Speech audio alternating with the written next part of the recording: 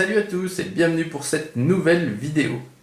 Allez, aujourd'hui, vous l'aurez compris, je vais vous présenter un nouveau char que j'ai donc réalisé en impression 3D et puis que j'ai donc mis en couleur comme d'habitude après son impression. Donc alors, vous voyez, j'ai mis mon petit soldat à l'échelle 1/72e à côté pour bien vous montrer la taille que ce char pouvait avoir à côté d'un homme, puisque tous les chars que j'imprime, je vous le rappelle, sont imprimés au 1/72. Alors je vais vous faire le petit descriptif de ce char et puis après je vais vous parler un petit peu de l'impression. Et puis je vous le présenterai pour finir sur le plateau tournant, tout ça dans la même vidéo. Donc c'est parti pour le petit descriptif. Alors ici c'est un BT-2 russe. Donc c'est un char qui a officié pendant la Seconde Guerre mondiale. Donc sa construction a débuté en 1931 et il a été réalisé au total 650 chars de ce modèle. Donc à l'intérieur vous aviez 3 hommes d'équipage, vous aviez le commandant, le pilote et le tireur qui faisait aussi office de chargeur. Alors c'était un char, ce qu'on appelle un char moyen, donc entre le char léger et le char lourd.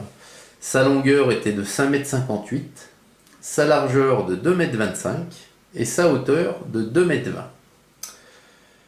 Et ici, moi je voulais présenter dans un schéma de couleurs, de camouflage, qu'il avait pendant la bataille de Moscou à l'hiver 41-42.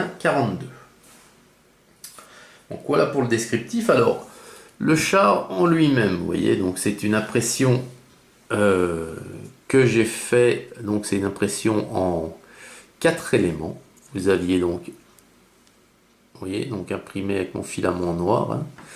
Vous aviez donc la tourelle à part, vous aviez deux chenilles, plus le châssis. Alors ce qu'il faut savoir, c'est que le canon de ce char était très très fin, et à l'impression, vous voyez, attendez, on va voir s'il va focaliser. Voilà. À l'impression des canons de cette épaisseur là, mon imprimante n'a pas les capacités de faire des choses aussi fines, aussi, je vais vous dire, aussi nettement que ça. Donc j'ai coupé le canon après l'impression à ras, ici là, à ras la tourelle. J'ai repercé avec une perceuse à main, une perceuse manuelle, et j'ai tout simplement mis un bout de fil de fer pour le remplacer. Voilà. Donc toutes mes tourelles de mes chars, je vous l'ai déjà dit, mais je vous le répète, sont amovibles parce que je les colle pas justement, puis c'est bien plus sympa. Voilà. Donc le char, voilà, donc un camo assez simple à réaliser, le camouflage, vous voyez. Ensuite, les salissures et puis l'usure, si vous voulez, du char, ce sont des choses assez faciles, qui se font assez bien. Pardon. Le résultat est très probant, mais je vous assure que c'est pas énormément de travail. Il faut vraiment que je vous fasse un tuto sur la peinture et sur tous les effets que je donne à certains de mes objets. Alors voilà les amis, donc c'était un petit char, moi je vous l'ai déjà dit, je joue énormément à World of Tanks. Ce char je l'ai eu pendant un moment dans le jeu. C'est un char hyper rapide et c'était très sympathique. D'ailleurs je vous ai dit une connerie tout à l'heure, c'est pas un char moyen, loin de là, mais qu'ai-je dit, je m'auto-flagelle, pardonnez-moi, c'était un char léger ça.